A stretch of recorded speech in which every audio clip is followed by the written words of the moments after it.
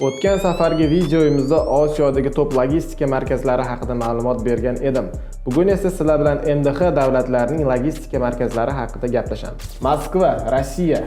Rossiyaning eng yirik logistika markazi. Bu yerda avtomobil, temir yo'l va havo transporti infratuzilmasi mukammal rivojlangan.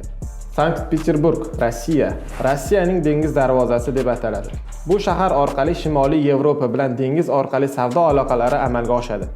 Qo'shnimiz Almata, Qozog'iston. Markaziy Osiyodagi eng yirik tranzit markazlaridan biri.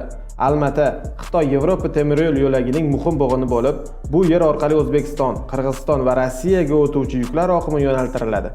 Baku, Ozarbayjon. Kaspiy dengizining eng faol port shahri. Baku orqali Markaziy Osiyodan kelgan yuklar Yevropaga, Yaqin Sharqqa va Turkiyaga tranzit qilinadi.